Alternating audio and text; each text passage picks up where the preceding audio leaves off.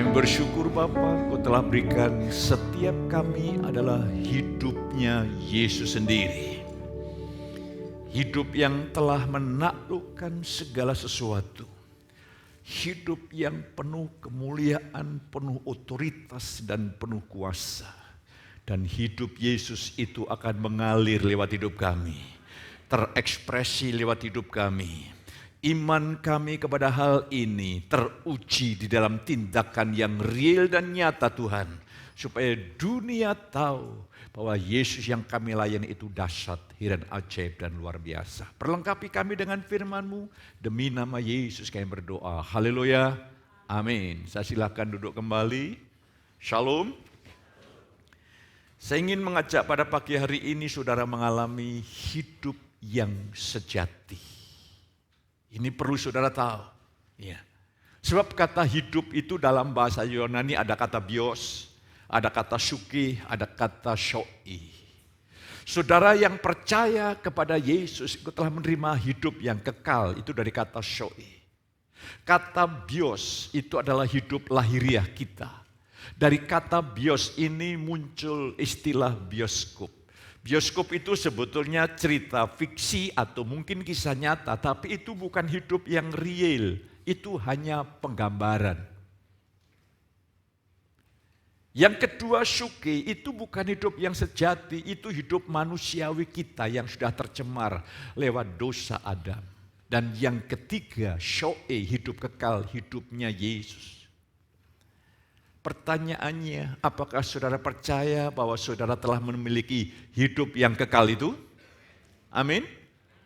Kita harus masuk dalam dimensi iman kita. Kalau saudara tahu, saudara percaya engkau telah memiliki hidup Yesus yang kekal, hidup yang penuh kemuliaan. Iman itu harus teruji lewat tindakan real.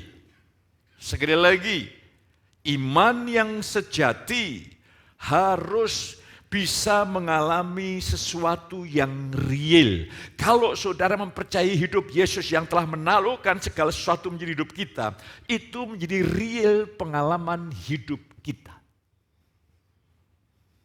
Itu dahsyat. Itu akan dunia menghargai kekristenan. Dan Tuhan akan menempatkan saudara lebih unggul dari orang yang ada di sekeliling saudara. Tuhan tempatkan Daniel ada di negeri Babilonia dalam posisi tawanan. Tapi karena Daniel hidup di dalam anugerah Tuhan, Tuhan buat dia unggul. Sampai seluruh kerajaan Babilonia mengakui. Sampai seluruh kerajaan Nebukadnezar mengakui ini bukan orang biasa. Yusuf, seorang dari narapidana ditempatkan di Mesir. Karena Yusuf memiliki hubungan yang real dengan Tuhan. Dan dapat imannya teruji lewat tindakannya. Tuhan membuat Yusuf menonjol di Mesir. Sekalipun Yusuf bukan orang Mesir, tetapi orang Israel. Lah saya ingin hari ini harus terjadi terobosan, katakan amin. Harus terjadi terobosan yang luar biasa. Lah saya ingin mengajak saudara sekalian, iman itu harus teruji dalam tindakan praktis. Kalau saudara percaya di dalam Yesus, saudara lebih daripada pemenang. Iman itu yang hidup akan melahirkan kehidupan yang sejati, yaitu hidup berkemenangan. Kita akan buka 2 khotbah minggu kemarin dan ini adalah saya masih ingin membenahi tentang iman karena perjanjian baru itu intinya adalah iman. Ya. Dosa terbesar perjanjian baru itu karena engkau tidak menaruh iman kepada Tuhan. Bangsa Israel tidak bisa masuk tanah Kanaan menggenapi seluruh janji Tuhan. Ibrani 3 ayat 19 karena ketidakpercayaan mereka. Jadi kalau saudara percaya bagi Tuhan tidak ada perkara yang mustahil, bagimu pun tidak ada perkara yang mustahil. Dia bisa mengubah sejarah hidup saudara. Lah hari ini mari saya ingin ajak saudara untuk melihat tema ini. Memahami iman yang benar, menghadirkan hidup yang perkasa. Dan saya diberi tanggung jawab untuk menggembalakan dan melahirkan apa yang Tuhan rencanakan, jemaat hidup perkasa. Saya bersyukur, Gung, apakah kamu sudah baca warta atau belum? Tapi lagumu itu representasi apa yang saya khotbahkan. Betapa indahnya kalau song leader sebelum melayani hari Minggu, milih lagu, saudara minta Mbak Sari, saya akan hadir Bu, saya sudah kirimkan bahan. Saudara baca sehingga satu sinkron. Ya. Lah, saya ingin mengajak saudara hari ini hidup yang luar biasa. Mari kita akan lihat apa kata Paulus dalam Filipi 4 ayat 13. Dikatakan begini, segala perkara dapat kutanggung di dalam Dia yang memberi kekuatan kepadaku. Dalam firman Allah yang hidup, sebab saya dapat melakukan segala kehendak Allah dengan pertolongan Kristus yang memberi saya kekuatan dan kuasa. Kasih karunia tidak pernah membuat saudara pasif. Ingat, kekristenan melawan kepasifan. Iman itu bukan pasif. Nanti rahasia iman yang keempat, iman itu agresif. Iman itu aktif. Mari saya ingin ajak saudara untuk melihat apa kata Paulus. Ya, Paulus mengalami terobosan ilahi yang luar biasa. Ya. Alkitab ini kayak isinya paradok, kayak bertentangan gitu. Tapi sebetulnya tidak. Melihat satu peristiwa dari sudut sisi yang berbeda. Kalau di saudaraku Paulus itu dari pengalaman apa? Dia saudara kekasih Roma 7 ayat 24, coba kita lihat ayat next selanjutnya. Dikatakan Roma 7 ayat yang kita lihat. Aku manusia celaka, siapakah yang akan melepaskan aku dari tubuh maut ini?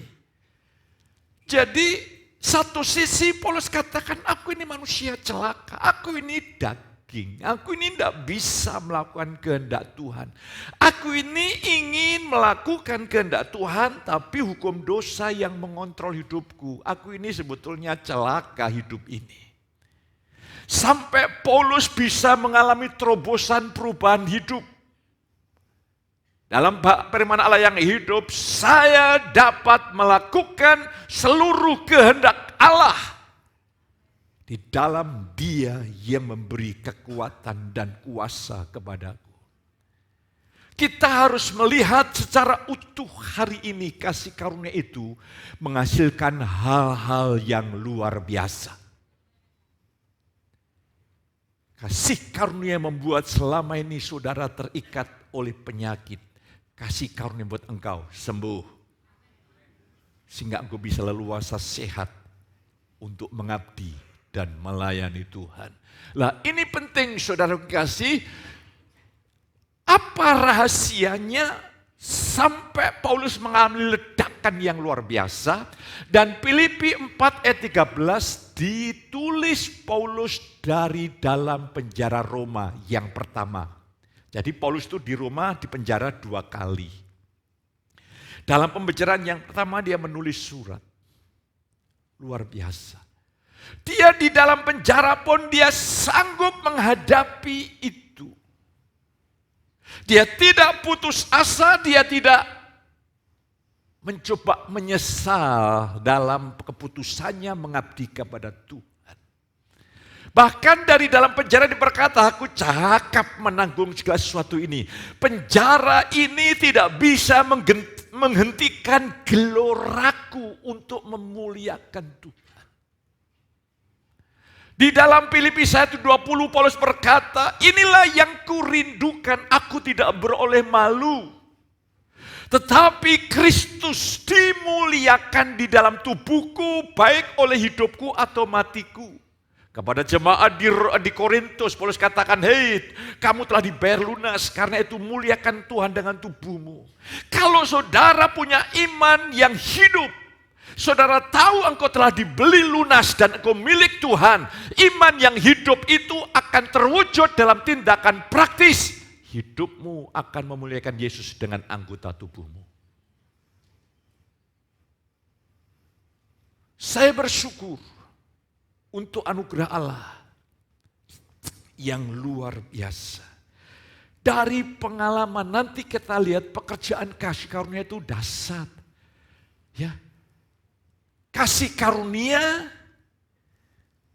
itu bicara masalah Tuhan bekerja bagi saudara. Tuhan di dalam saudara bekerja bagi saudara, di dalam saudara lewat saudara. Oh, dahsyat sekali saudaraku. Luar biasa. Hal ini mari saya ingin ajak saudara untuk melihat selanjutnya. Kita akan lihat rahasianya. Di dalam Filipi 4 ayat 13 disebutkan, di dalam Dia yang memberi kekuatan. Dari kata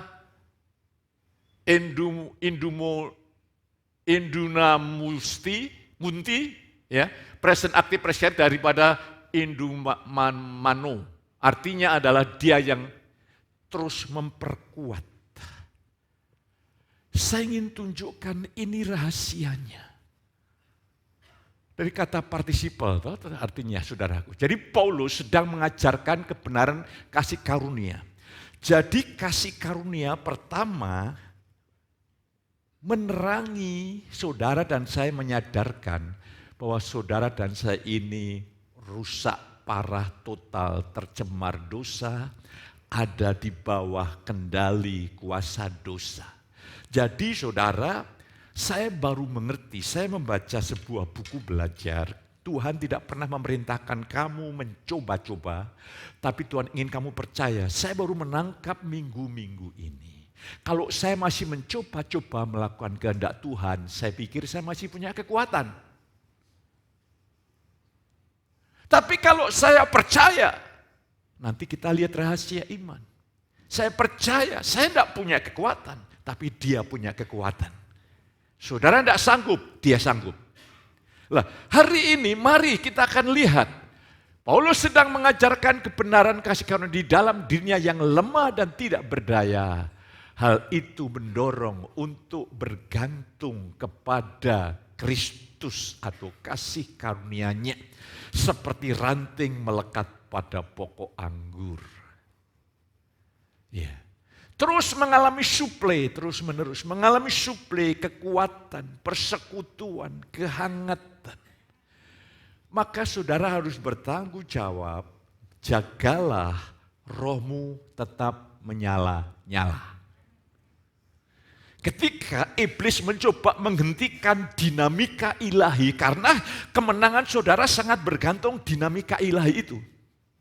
Kalau saudara kehilangan dinamika ilahi, sudah mulai tekanan kekecewaan. Contohnya, saudara mulai melihat si A, B dengan tidak suka. Ya. Dengan menaruh tidak suka atau benci, aliran berhenti.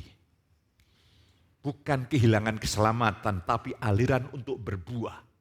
Aliran dinamika untuk hidup berkemenangan, untuk sementara terhambat. Kita tergoda hidup dengan daging. Jadi gampang, kalau saudara mulai sudah kehilangan gairah untuk melayani, kehilangan roh yang meluap-luap, kehilangan passion untuk memberitakan kabar baik, kehilangan gairah untuk berdoa, itu menandakan ada spirit lain yang mengendalikan hidupmu, bukan engkau sedang dipenuhi roh Allah. Apa yang harus saudara lakukan? Masuk ke kamar, engkau harus punya komitmen yang kuat. Tuhan, aku harus menyembah Engkau dan tidak akan keluar kamar sebelum rohku bebas. Jagalah seperti itu, engkau akan berkemenangan. Jangan sampai saudara mungkin ada kekecewaan, kepahitan dan sebagainya, dan roh dingin engkau biarkan. Oke. Ketika saudara biarkan itu, iman berubah menjadi wacana.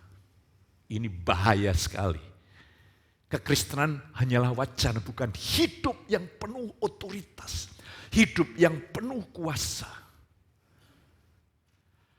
Mari saya ingin ajak saudara untuk melihat, jaga dulu. Makalah janganlah hendaknya keras kendor, biarlah rohmu menyala-nyala dan layani Tuhan.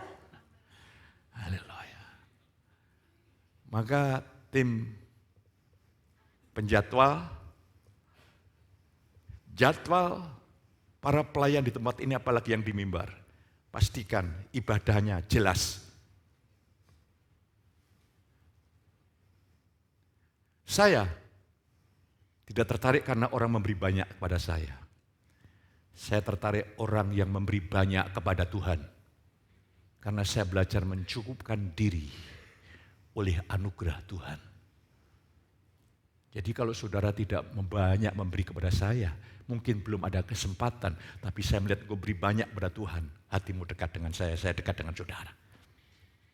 Ini bicara masalah nilai kerajaan Allah. Nggak ada. Karena saya terus berdoa, Tuhan singkapkan. Urusan pribadiku telah berakhir di atas kayu salib. Karena aku telah di atas kayu salib. Aku dengan segala kepentingannya udah selesai. Namun aku hidup, tetapi kepentingan Kristus yang harus terwujud. Ini untuk kemuliaan Tuhan, kebaikan saudara. Kalau sampai saudara hidup mementingkan diri sendiri, semuanya sendiri, saya tidak tegur. Itu saya sedang menghancurkan saudara. Kayak contohnya begini ya, saya membaca YouTube dari dokter. Kalau saudara begadang bukan karena cari uang, ya karena ada orang memang tidak tidur semalaman karena cari uang. Oke. Tapi kalau saudara tidak hal-hal yang tidak penting tidak tidur malam, padahal malam hari itu adalah bentuk regenerasi sel, itu sel otak, pembuluh darah, sel kulit, itu mengalami recovery, pemulihan. Kalau saudara tidak tidur, tidak bisa dibayar siang hari, maka recovery itu, perubahan sel itu selnya akan tetap ada, mungkin sudah mati, yaitu yang menyebabkan berpenyakit. Saudara sedang mencuri kesehatan masa depan saudara. Maka kalau engkau ingin usia di atas 60 tahun, engkau tetap bahagia, engkau tetap sehat, salah satunya jaga kesehatanmu. Jangan makan sembarangan, makan secukupnya. Kalau engkau dapat banyak, bagikan dengan pendetamu. Ya. Bangunlah dalam kasih karunia, engkau 60 naik, fresh, segar, dan sehat. Haleluya. Lah demikian juga, kalau saudara secara rohani, saudara tersobek-sobek, hati yang terluka, dingin, suam, ada krin untuk melayani, saudara sedang menentukan nasib saudara. Tunggu tahun depan atau tahun depannya lagi. Kalau engkau tetap keras hati, Tuhan terpaksa di dalam kasih-Nya mendidik lewat peristiwa-peristiwa yang menarik saudara hatimu untuk kembali kepada Tuhan. Daripada dididik Tuhan, izinkan gembalamu mendidik saudara. Kok tidak ada yang amin, tidak rela saudaraku. Saya ingin mengajak hari ini, makanya potensi itu dahsyat. Potensi itu luar biasa. Mosok karya kehidupan Yesus hanya menghasilkan orang Kristen yang biasa? Tidak. Dia akan hasilkan orang-orang Kristen yang luar biasa. Kisah Rasul mencatat, dari karya Kisah Rasul itu adalah kisah pekerjaan Roh Kudus. Dari jemaat biasa yang teraniaya, bukan Rasul. Kalau zamannya penganiayaan Rasul tetap di Yerusalem. Tapi jemaat itu keluar dari Yerusalem dan tetap memberitakan Injil. Dari situasi teraniaya itu, jemaat memberitakan Injil, berdirilah gereja di Antioquia. Dahsyat sekali hidup ini. Lah hari ini saya ingin mengajak saudara kekasih, Paulus sedang mengajarkan kebergantungan kita kepada Tuhan. Di luar aku, kamu tidak dapat berbuat apa-apa bertalian dengan menggenapi panggilan Tuhan. Kita tidak aksa apa-apa.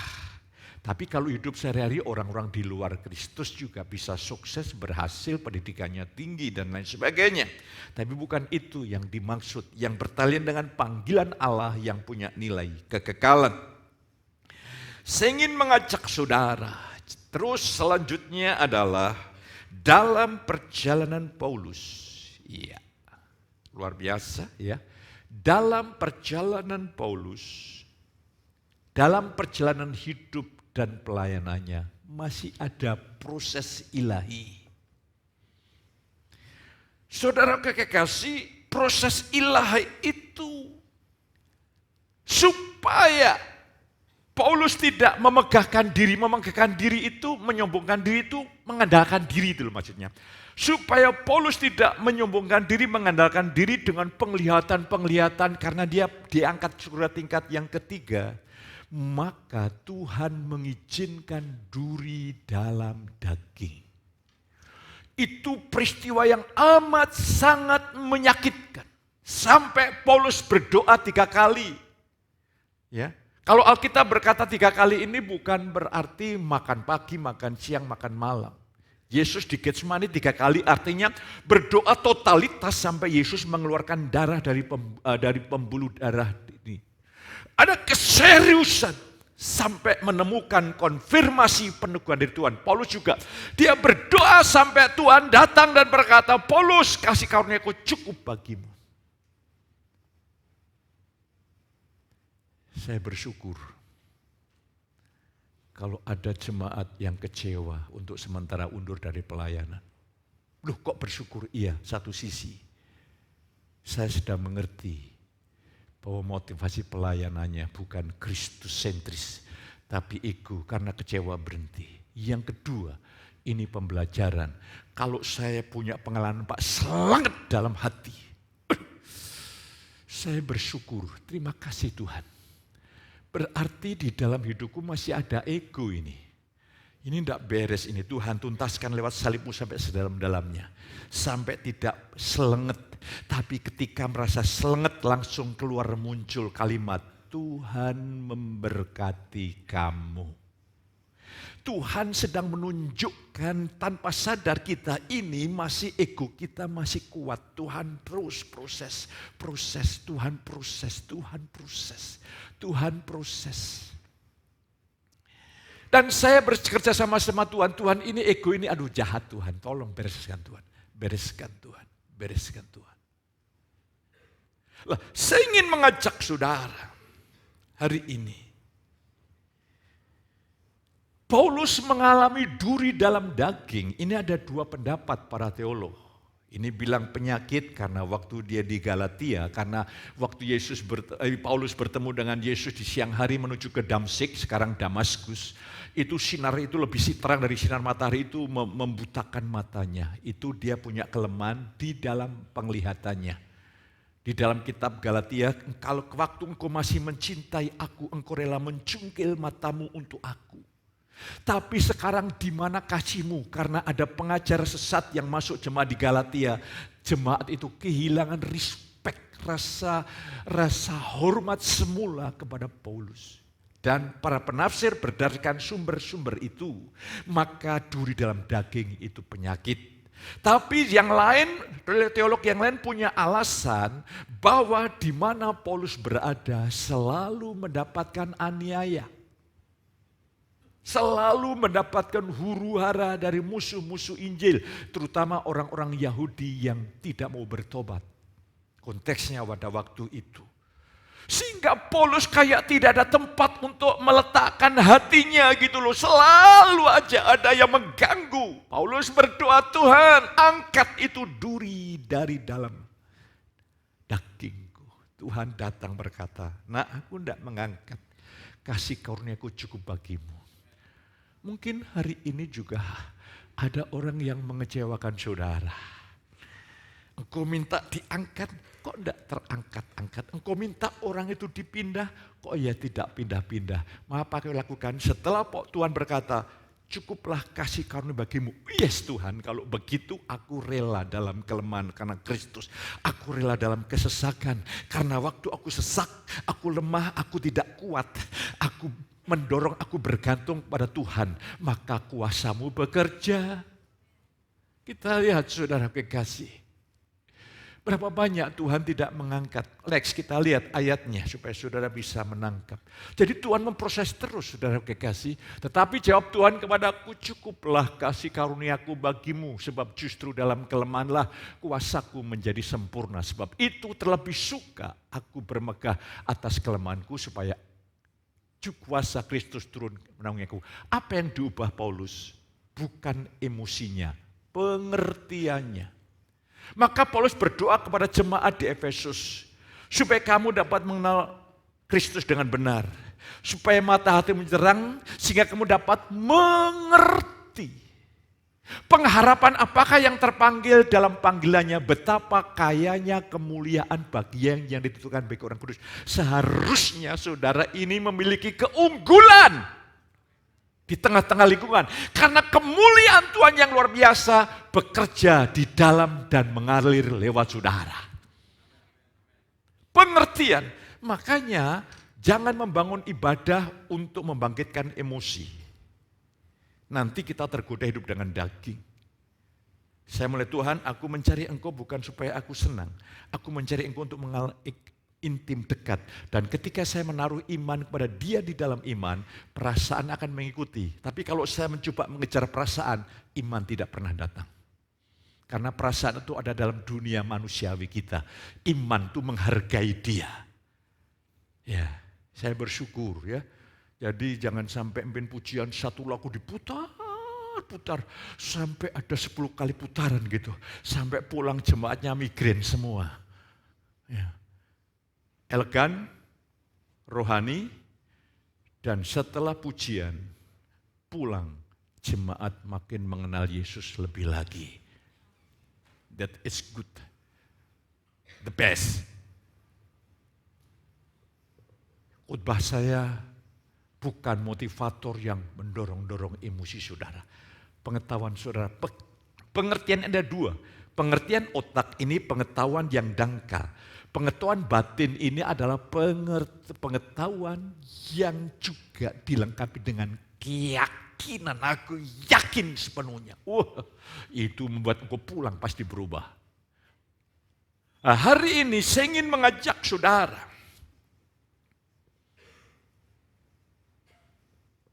Engkau mungkin sudah berdoa cukup lama, tapi hal yang mengganggu hatimu kok tidak pergi. Hari ini, puji Tuhan. Karena kondisi situasi saudara tidak kuat itu anugerah. Supaya saudara tidak bergantung pada diri sendiri. Katakan amin. Mungkin engkau punya sahabat yang inspiratif bagi saudara. Sahabat yang baik, yang menjadi inspirasi, meninggalkan saudara. Saudara menjadi kosong rasanya.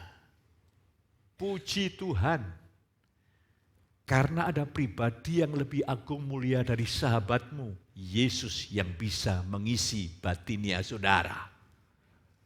Jadi semuanya ada rahasianya. Saudara bisa mengucap syukur dalam segala hal. Haleluya. Pengertian ini akan saudara bawa pulang dan saudara mengalami kehidupan yang permanen. Iman saudara menjadi iman yang hidup, tandanya iman itu teruji dalam tindakan.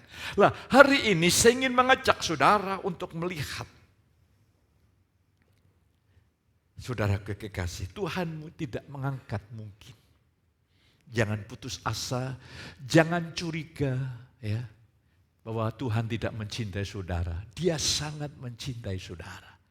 Karena dia sangat mencintai saudara, hanya hal-hal yang engkau butuhkan untuk pertumbuhan rohani saudara, itu yang Tuhan izinkan. Yang jadi masalah konflik kayak Yakub itu loh. Yakub itu konflik dengan Tuhan, terpaksa semalam-malam Tuhan kirimkan malaikatnya. Sampai pangkal pahanya dipukul sampai tidak punya kekuatan lagi, baru Tuhan memberkati. Tuhan tidak ingin lakukan itu sebetulnya. Tuhan ingin saudara dengan lembut percaya kepada Dia. Saudaraku, mari kita akan lihat secara praktis untuk kita praktekkan dalam hidup sehari-hari. Jadi saudara tahu tujuan pengembalaan saya, semakin saya bertambah umur, bertambah kematangan dewasa, saya tidak pernah untuk mempromosikan diri, saya hanya ingin bagaimana saudara berkemenangan di dalam Yesus, rencana Allah terwujud dalam hidup saudara, tidak lebih daripada itu. Lah mari kita lihat secara praktis. Paulus bergantung penuh kepada Kristus dengan iman sampai Tuhan melimpahkan kasih karunia.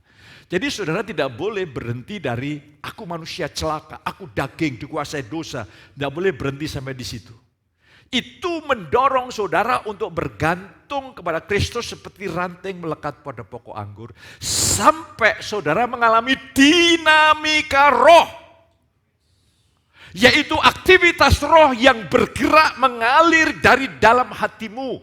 Kalau engkau percaya kepadaku yang setuju ayat 38, dari dalam hatimu mengalir aliran-aliran sungai, rivers. Bentuk bukan tunggal, itu adalah plural, ada dinamika, ada aliran. Itu yang perlu saudara kerjasama sama Tuhan terkondisi dalam hidup kita. Dan kita lihat, dengan iman sampai Tuhan melimpahkan kasih karunia-Nya. Sampai dinamikanya kembali. Jadi dinamika itu saudara miliki seperti Daud.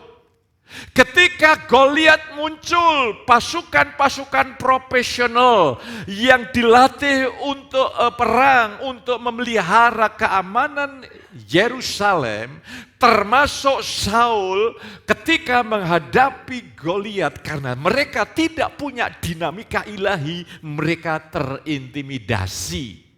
Jadi kalau saudara terintimidasi itu engkau terintimidasi oleh musuh yang sudah dikalahkan Yesus.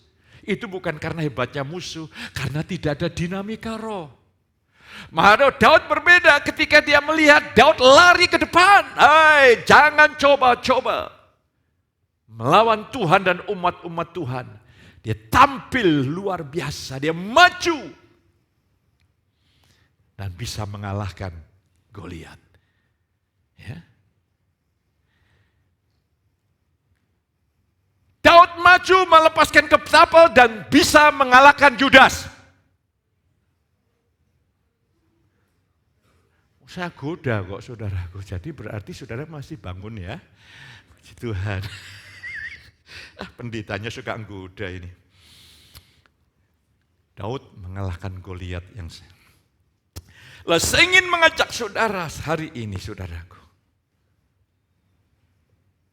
Luar biasa. Kasih karunia itu mari kita lihat. Kasih karunia itu pekerjaan Allah. Kita lihat ya. Sebelumnya coba. Kasih karunia. Ini. Kasih karunia mengubah dari orang yang lemah dan tidak berdaya menjadi perkasa seperti Paulus. Aku cakap menanggung segala sesuatu di dalam Dia memberikan kekuatan. Jadi hari ini kasih karunia membuat engkau tetap bisa maju. Tantangan boleh datang, apapun boleh datang, engkau tetap maju. Bahkan Paulus berkata Roma 8, kemiskinan, kekurangan, aniaya tidak bisa membuat aku berhenti. Itu agresif saudaraku. Haleluya. Yes, terus ya kita lihat. Iya. Kasih karunia mengubah dia dari orang yang penuh dosa menjadi pahlawan iman yang terus bekerja keras bagi Kristus. Ini kuasa kasih karunia. Coba kita lihat ayatnya. Ya. Karena aku adalah yang paling hina dari semua rasul sebab aku telah menganiaya jemaat Allah. Kesadaran Paulus bukan membuat dia permisif. Ya, saya ini orang yang paling lemah, saya daging, maka kalau saya kalah, itu ya mohon dimaklumi. Bukan. Itu adalah sebuah pengakuan jujur yang mendorong Paulus bergantung pada Kristus. Inilah pekerjaan kasih karunia. Tetapi karena kasih karunia Allah, aku adalah sebagaimana aku ada sekarang. Dan kasih karunia yang dianugerahkannya kepadaku tidak sia-sia. Sebaliknya aku telah bekerja lebih keras daripada mereka semua. Tetapi bukannya aku, melainkan kasih karunia Allah yang menyertai aku. Kasih karunia bisa mengubah hidupmu dan hidupku yang paling berdosa dan suka dosa diubah menjadi pahlawan-pahlawan iman. Katakan amin. Engkau menjadi pahlawan iman yang tidak pernah mundur, gigih, kokoh, kekeh. Engkau sanggup melakukan seluruh kehendak Allah di dalam Yesus yang memberikan kekuatan dan kesanggupan. Jadi fokus kita bukan aku lemah. Di dalam Yesus itu loh fokus kita sekarang. Haleluya. Jadi jemaat di sini tidak ada yang lemah di dalam Yesus. Kalau engkau merasa lemah karena engkau melihat di dalam diri sendiri. Haleluya. Mari kita ubah nasib kita di dalam kasih karunia. Tuhan sediakan fasilitas. Haleluya. Jangan sampai saudara kehilangan fasilitas. Contohnya begini. Dunia ini ilustrasi yang sederhana, modern. Ada fasilitas yang dibuat oleh perusahaan dan oleh pabrik yang menciptakan pesawat terbang. Oke. Dan akhirnya mempermudah kita untuk ke Jakarta 1 jam. Tapi saudara berkata, enggak. Aku enggak mau teknologi, aku enggak mau begini. Aku mau jalan kaki saja ke Jakarta. Ya enggak apa-apa. Saudaraku sampai Cirebon melecet kabeh. Nah orang kuat balik lagi ke Kudus. Diberi fasilitas. Lah berjalan kaki juga bisa. Tapi waduh minta ampun. Lah demikian kasih karunia itu fasilitas ilahi yang mengubah engkau dari orang yang berdosa dan suka dosa menjadi pahlawan iman yang bangkit dalam kuasa roh. Apapun yang terjadi di dalam penjara, di luar penjara, dia tetap berapi-api. Sementara dia di dalam penjara di Filipi, dia bisa menaikkan pujian bagi Tuhan. Tuhan turun bikin mujizat yang besar. Oh dahsyat sekali. Kasih karunia itu membuat Paulus lebih daripada pemenang. Sementara dalam penjara, dia bisa membuat kegerakan kepada jemaat-jemaat yang lewat surat-surat yang ada. Haleluya. Penjara yang kelihatan itu real. Yang paling bahaya penjara yang tidak kelihatan. Itu namanya egoistik. Mementingkan diri itu penjara. Karena kita tidak melayani Tuhan. Kita melayani ciptaan Tuhan. Diri sendiri. Bahasa kasarnya mengikuti HAWANAFSU. Pisang goreng.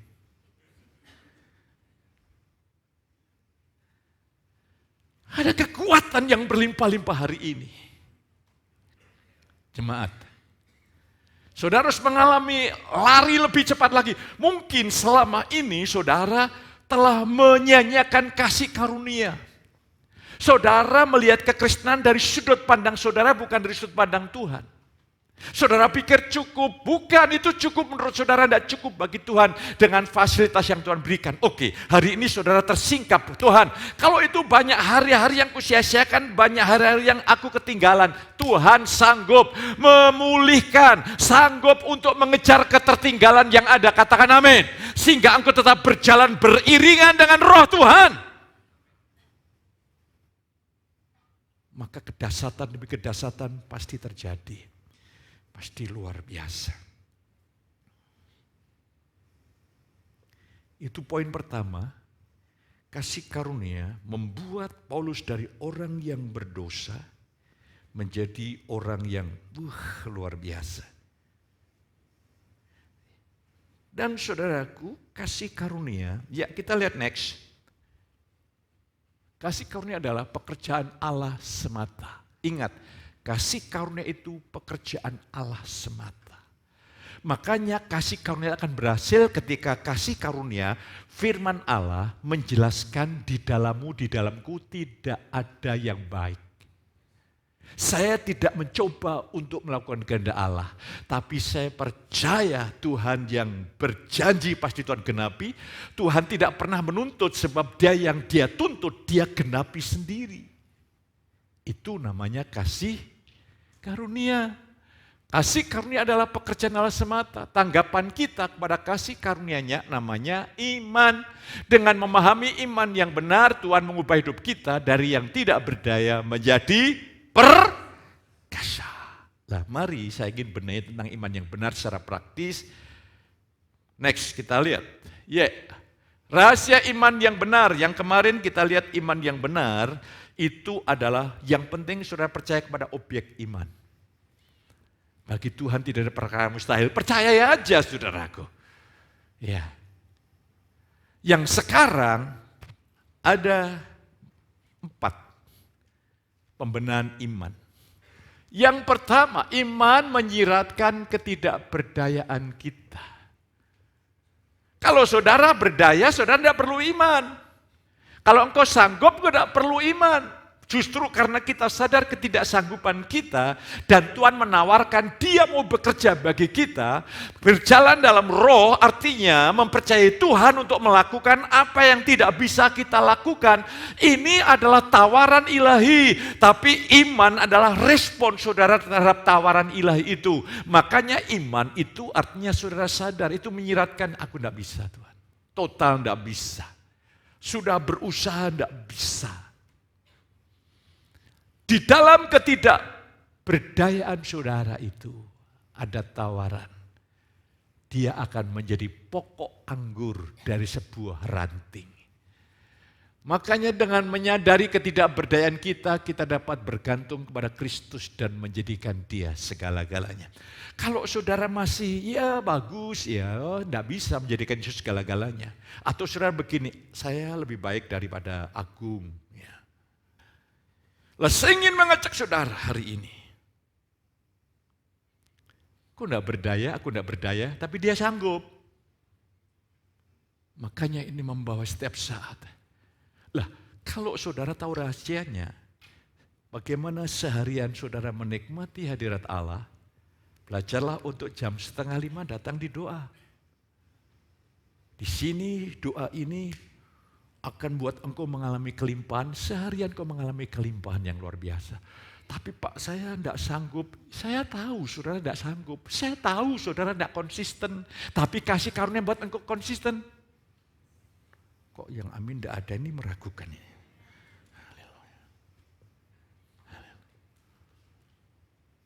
Saya ngantuk. Iya ngantuk. Kadang-kadang saya dibangunkan oleh istri saya. Tapi begitu bangun tidur tuh rasanya masih kaget-kaget begitu. Oke, saya duduk sebentar. Tuhan, kesanggupanku adalah pekerjaanmu. Begitu saya berdiri ada kekuatan yang berlimpah-limpah. Satu saat saya pernah coba. Ya saya coba menggoda Tuhan begitu. Saya dibangunin ke gereja. Saya tidak usah saja. Saya mau tidur.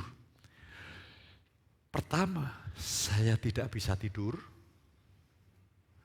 Yang kedua, tidur sebentar, bangun tidur, badan saya sakit semua. Karena biasa bangun jam 4. Oh, ini ya. Makanya saya pagi bersuka cita, seharian berlimpah. Maka kasih karunia akan membuat para pendua-pendua syafaat konsisten.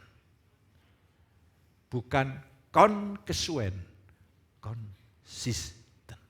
Makanya saudara saling mendoakan para pendua syafaat bangkit. Karena apa? Itu tim saya untuk berperang dalam dunia roh. Terus yang kedua secara cepat, iman adalah ketenangan. Haleluya. Coba kita lihat Ibrani 4 ayat yang ketiga, dikatakan sebab kita yang beriman akan masuk pada perhentian. Tuhan berjanji bersumpah kepada bangsa Israel, mereka tidak akan pernah bisa masuk Kanaan kalau sampai tidak percaya, dan digenapi karena mereka tidak percaya tidak bisa masuk Kanaan. Allah tidak bisa berbuat sesuatu. Jadi ketidakpercayaan saudara itu menghalang-halangi Tuhan bekerja. Makanya sebelumnya tadi kita lihat, saya ingin menjelaskan. Iya, ketika kita saudara menaruh iman kepada Tuhan, berarti saudara memberi kesempatan Tuhan bekerja bagi saudara. Dengan meyakini hal itu, maka hatimu tenang, hatimu yakin. Kalau engkau masih bergumul, tapi Pak saya masih bergumul. Kalau engkau masih bergumul, artinya engkau mempercayakan kepada Tuhan, tapi engkau juga ingin ikut menyelesaikan. Makanya saudara bukan bergumul sama siapa-siapa, bergumul sama Tuhan. Tuhan mau bekerja, engkau juga mau bekerja, Tuhan diam, Tuhan tidak mau. Tapi ketika engkau menyerah, dikatakan maka itu bertobatlah, berdiam dirilah, maka Tuhan menyelamatkan engkau. Dengan tinggal tenang dan percaya terletak kekuatanmu. Hari ini serahkan sama Tuhan aja, pulang sukacita. Pasti kalau Tuhan yang menangani beres. Kalau sampai tidak beres-beres, berarti Tuhan sedang membenahi. Contohnya, saudara punya masalah keuangan. Saudara berdoa, kok masalah keuangan tidak beres-beres ya? Tuhan sedang membenahi saudara bagaimana mengelola keuangan. Haleluya. Saya ingin mengajak saudara, itu anugerah yang luar biasa. Jadi Iman itu tenang, damai, bukan bergulat, bukan bergumul, bukan berjuang. Tenang, percayakan. Maka Tuhan tidak ingin engkau mencoba-coba. Tuhan ingin engkau percaya. Tuhan tidak ingin engkau menggertakkan gigi. Tuhan ingin engkau tenang dalam perhentiannya. Tuhan pasti bekerja bagi saudara. Karena yang punya kepentingan itu Tuhan. Peperangan daging sama roh itu bukan saudara sama daging. Itu roh itu ada artikelnya itu. The Spirit itu Roh Kudus Tuhan. Makanya kalau saudara menyerahkan kepada Tuhan, hanya roh Tuhan yang bisa membebaskan kau dari kedagingan. Karena ketika engkau hidup oleh roh, maka kamu tidak mengikuti keinginan daging. Artinya apa? Engkau diberi kuasa untuk meredam. Ya, dasarnya rongrongan kedagingan, engkau bisa melewati semuanya itu. Yang ketiga, iman adalah mengistirahatkan, bersekutu dengan Tuhan. Jadi saudaraku, iman itu mesti saudara menyediakan waktu berdoa untuk menyerap kekuatannya. Jangan pernah saudara berkata, saya terlalu sibuk, bohong. Kau tidak bisa ngatur waktu, tidak punya prioritas. Saudara tergopoh setiap hari saya sibuk. Tidak, Tuhan itu penuh hikmat. Hanya saudara kehilangan prioritas. Prioritas yang pertama adalah bangun supaya engkau memiliki dinamika ilahi. Maka engkau dituntun oleh roh dan hikmatnya. Haleluya. Nah, dengan kita membangun persekutuan dengan Tuhan, maka kita akan menerima kekuatan dari Dia. Kita tidak hidup dari kelemahan kita, tetapi hidup berdasarkan kekuatan yang dari Tuhan. Hidup kita seperti ranting yang terus melekat pada pokok anggur. Ya, Yohanes 5 ayat 15 ayat yang kelima. Ya. Saudaraku, yang terakhir ini iman rahasianya luar biasa. Oke. Iman itu aktif dan agresif. Ya. Paulus berkata, hidupku bukan aku lagi melainkan Kristus. Dia bukan pasif kayak mesin nunggu. Bukan. Tuhan itu tidak pernah bekerja tanpa melibatkan kehendak dan pilihan kita. Tuhan itu kalau bekerja dalam roh kita, membangkitkan kehendak kita, memberikan kemampuan. Dari keyakinan Paulus, bukan aku lagi yang hidup melainkan Kristus. Maka Paulus berkata, Filipi 1:20, yang kurindukan adalah aku ingin Kristus dimuliakan di dalam tubuhku, baik lewat hidupku atau matiku. Dalam 2 Korintus 5 Paulus berkata, aku ingin berusaha untuk berkenan di hadapan Allah, baik aku di dalam tubuh maupun di luar tubuh. Berarti roh Tuhan itu tidak pernah tidak melibatkan kita. Dia bekerja di dalam roh kita yang bertindak di atas kuasa rohnya, dan roh kita itu manusia baru kita. Ingat, saudara dan saya adalah manusia roh yang memiliki jiwa dalam tubuh. Manusia lama kita ini sudah tersalib dengan sempurna. Katakan amin. Yang ada dalam manusia baru ini. Mengapa engkau seringkali kalah dengan kedagingan yang disalibkan? Karena saudara mengandalkan diri. Ketika engkau mengandalkan diri, kedagingan bekerja. Engkau mengandalkan Kristus, engkau punya kuasa untuk menghentikan setiap rongrongan hidup lama. Kita akan melihat di sini, dan iman itu membuat agresif. Aku bekerja lebih keras daripada mereka semua. Paulus tidak bisa menghentikan aliran kuasa yang mendorong dari dalam itu. Iman tidak pernah membuat saudara hanya menjadi penonton. Iman membuat engkau menjadi pelaku sejarah. Orang yang gairah, punya passion. Haleluya. Bukti dari pendoa syafaat, tahu bahwa Tuhan penggerak yang sempurna, maka bukti itu teruji lewat tindakan. Besok Selasa datang semuanya pendoa syafaat. Engkau tidak aminkan, saya aminkan. Haleluya. Langsung besok mesti ada yang ketemu istri saya, ketemu saya. Heran Pak, perut saya mules. Satu. Saya semalaman tidak bisa tidur. Ya, 2. Pokoknya kalau cari alasan paling pintar. Tapi saudara tidak bisa punya alasan. Jadi kayak bodoh untuk cari alasan gitulah. Pokoknya ya, saya sanggup.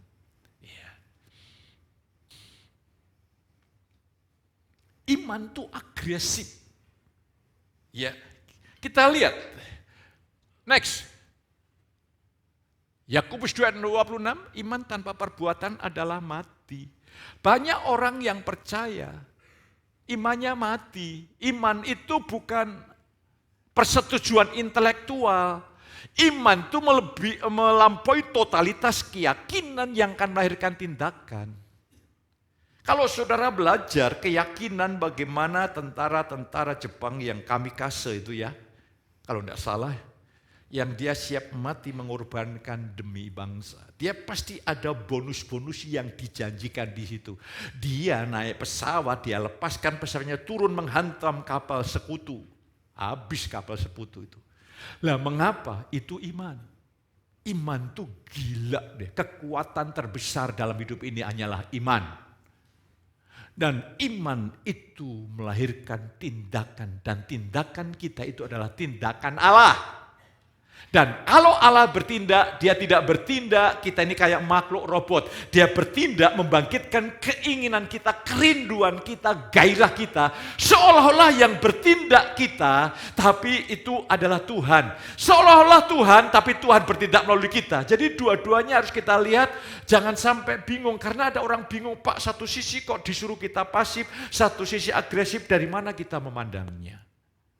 Allah yang bertindak artinya kuasa itu bekerja lewat dia, oleh dia melalui roh kita membangkitkan keinginan kita, tapi yang bertindak kita karena kita yang memilih yang bertindak kita di dalam kekuatan kuasa rohnya. Sehingga iman itu agresif. Mari saya ingin ajak saudara agresif. Haleluya. Belum berubah ya, besok minggu ibadah jam berapa? 6:30, belum berubah. Yakin? Yakin itulah membuat engkau 6:30 sudah datang. Saya lihat sengaja satu persatu. Bisa oleh anugerah Tuhan. Karena ibadahmu juga jadi kesaksian loh.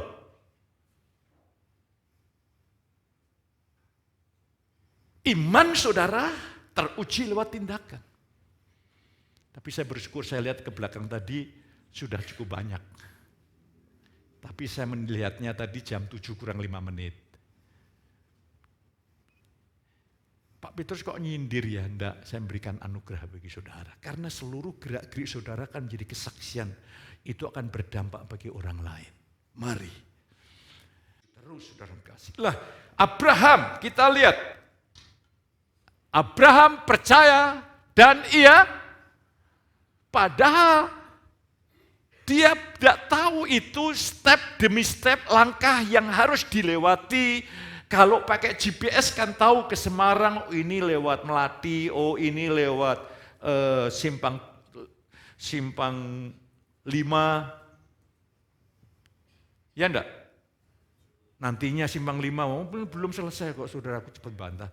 Ini simpang 7, nanti di Semarang simpang 5, di Demak simpang Demak. Lah, saya ingin ajak saudara melihat. Tidak ada step by step kayak GPS itu. Tapi Abraham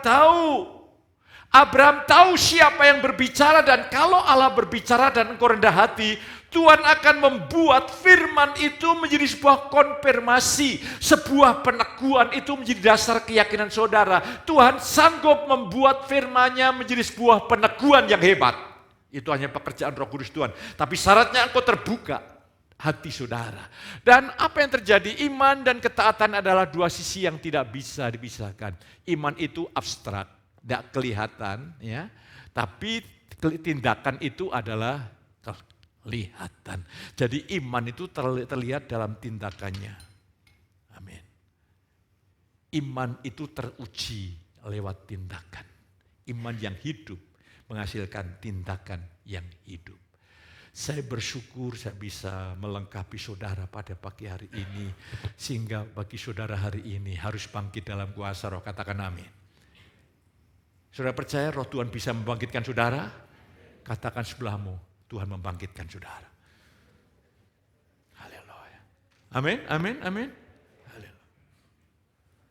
Itu untungnya kalau saudara menunjuk, Tuhan membangkitkan kamu sekali, yang 4 ke belakang, saya dibangkitkan 4 kali kuat. Maka engkau hari ini berubah. seluruh aspek hidup kita berubah total. Oleh karena iman, Tuhan menolong pemain musik untuk menyiapkan diri. Kasih karunia membuat saudara menjadi pribadi yang unggul dan berkualitas. Lebih daripada lingkungan saudara. Kasih karunia membuat engkau naik dan tidak pernah turun. Kasih karunia membuat apa yang kau jamah dilipat kali gandakan Tuhan. Diberkati oleh Tuhan. Setiap orang yang bekerja sama dengan saudara diberkati oleh Tuhan. Angkat tangan saudara, pulanglah dengan penuh sukacita berlimpah-limpah di dalam berkat Bapa. Saudara boleh mengalami kasih Kristus lewat persekutuan yang kudus menyertai saudara ini pagi sampai selama-lamanya. Yang diberkati katakan sama saya.